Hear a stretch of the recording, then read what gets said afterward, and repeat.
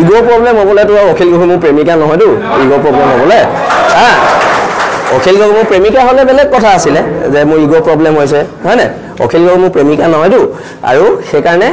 আমি এখন যুদ্ধ কৰিম 2026 হলে সব হাজু থাকক আৰু এই কিদিনত লাগিম বুলি কৈছে কোনদিনে লাগে সময় দি দিয়ক আমাৰ লৰাবোৰ ব্যস্ত থাকে যোনদিনে সময় দিব আমি তাতে পাই যাম হয় না আৰু আমি আকৌ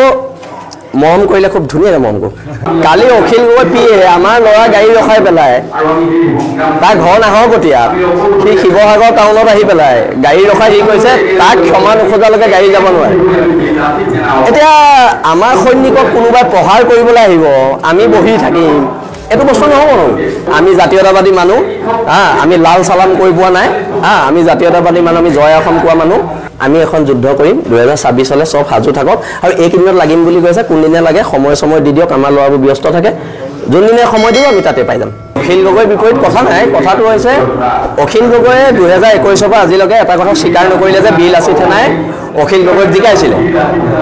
অখিল গগৈক মই লগ পাইছিলো তেখেতে ক'লে তেওঁ পদাধিক সৈন্য আছে তেওঁ খুব পপুলাৰ মানুহ সেইকাৰণে শিৱসাগৰ জিকিলে তহঁতৰ কোনো ভূমিকা নাই বুলি ক'লে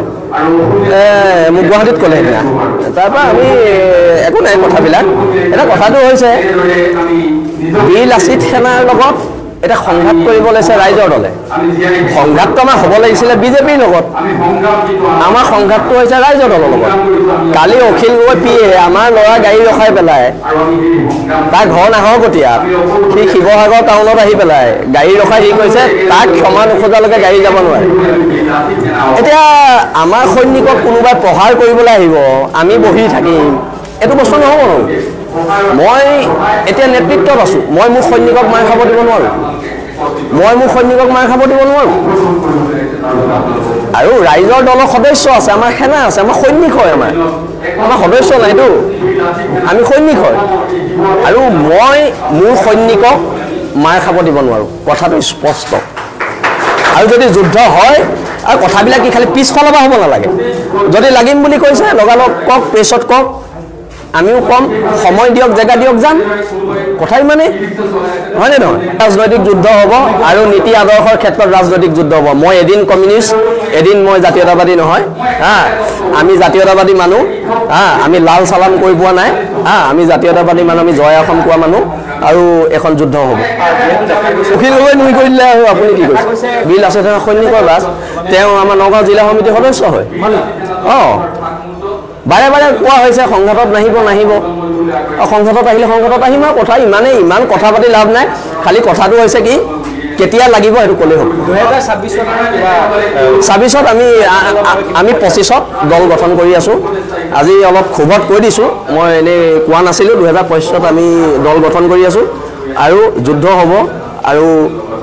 খুব ধুনীয়া যুদ্ধ হ'ব মহিলা গৰাকী মোৰ মামী হয় ৰূপা বৰা মোৰ মামী হয় কিন্তু কথাবিলাক প্ৰেক্টিকেল গাড়ীখন বেয়া হোৱাৰ কাৰণে মানুহ এজনী প্ৰেছাৰ ষ্ট্ৰক হ'ব নোৱাৰে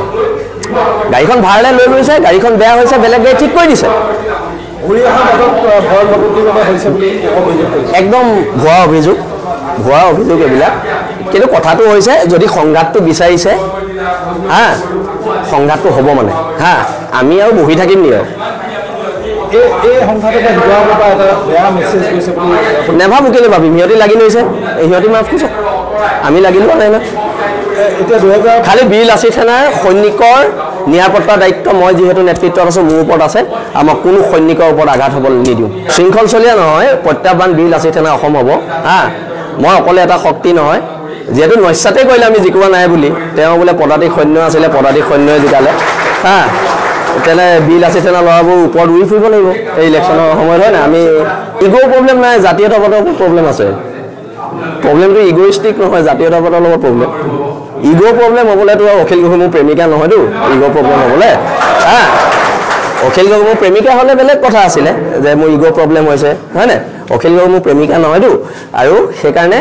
আমি এখন যুদ্ধ কৰিম 2026 হলে সব হাজু থাকক আৰু এই কিদিনত লাগিম বুলি কৈছে কোনদিনে লাগে সময় দি দিয়ক আমাৰ লৰাবোৰ ব্যস্ত থাকে যোনদিনে সময় দিব আমি তাতে পাই যাম হয় না আৰু আমি আকৌ মৰম কৰিলে খুব ধুনীয়া মৰম কৰো